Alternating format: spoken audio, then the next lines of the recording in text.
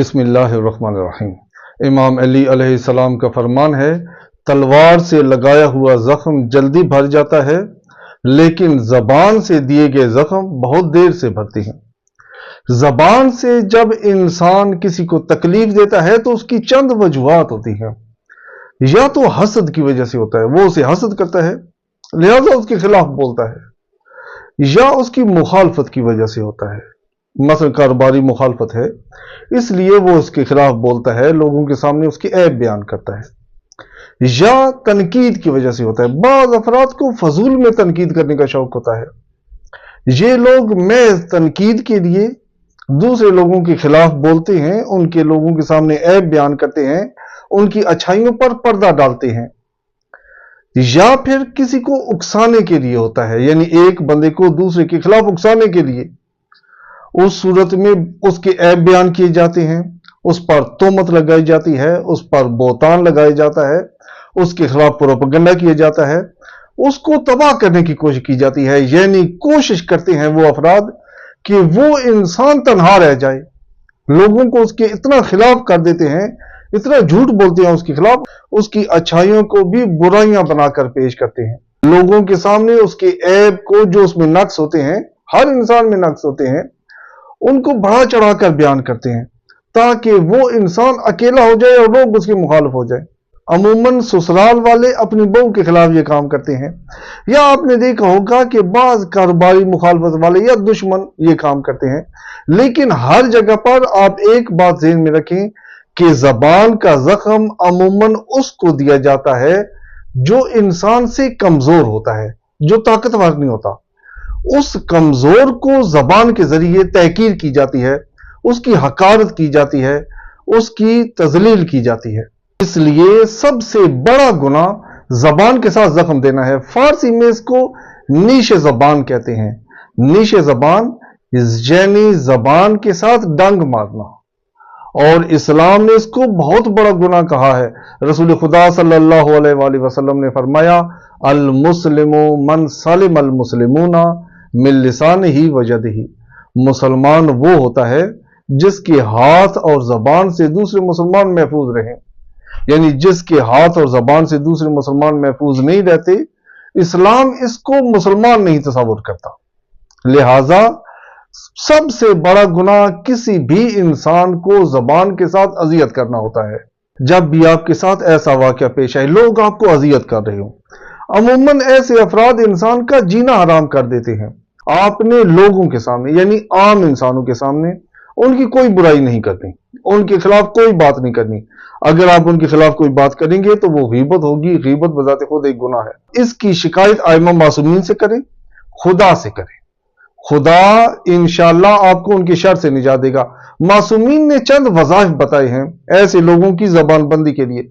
जब आप देखें कि आप लाचार हो गए हैं, अगला बंदा आपको बहुत अजियत कर रहा है, वो पीछे हटने का नाम ही नहीं ले रहा, हर इंसान को आपके खिलाफ उकसा रहा है, आपके खिलाफ उसने एक महाज बना लिया है, उस वक्त एक कागज पर इस आय मुबारक को लिखें, बिस्मिल्लाहिर्रहमानिर्रहीम, या माशरल जिन्न वल इंस इन इस्तताअतुम अन तनफुज़ू मिन अक़तारिस समावाति वल अर्ज़ि फनफुज़ू ला तनफुज़ूना इल्ला बिसुल्तान लिसानुन फलां बिन फलान अला हुब्बे फलां बिन फलान।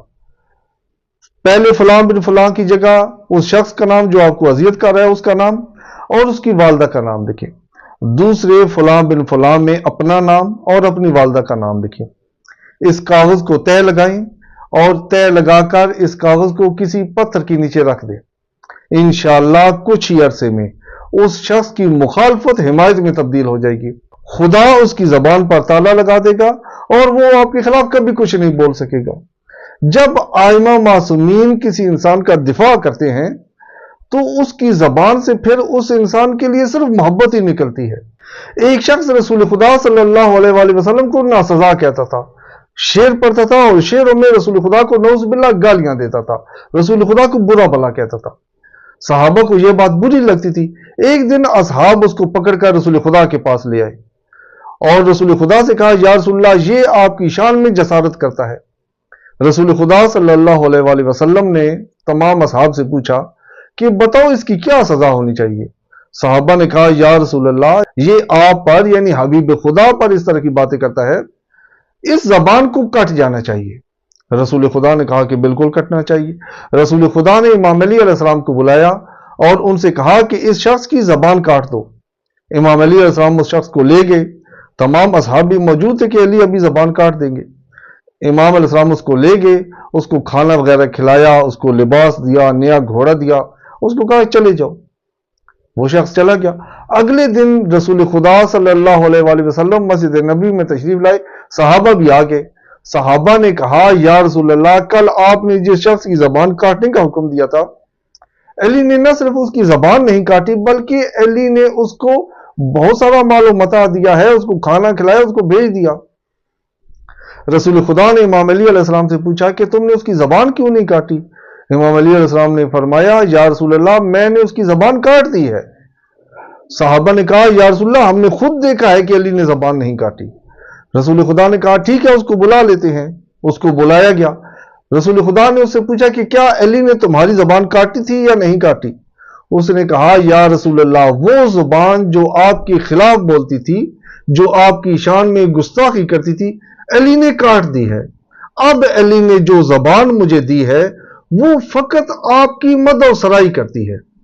جب ائمہ معصومین کسی کی زبان آپ کے لیے کاٹیں گے تو اس کو سرے سے قتل نہیں کرتے، معاشرے میں فساد نہیں ہوتا، بلکہ وہ انسان پھر آپ کی مخالفت چھوڑ کر آپ کی حمایت شروع کر دیتا ہے، آپ کی غیبت چھوڑ کر آپ کی اچھائیاں بیان کرتا ہے، لوگوں کو آپ کے خلاف نہیں اکساتا بلکہ لوگوں میں آپ کی محبت پیدا کرتا ہے، آپ کی پیٹھ پیچھے آپ کی حفاظت کرتا ہے۔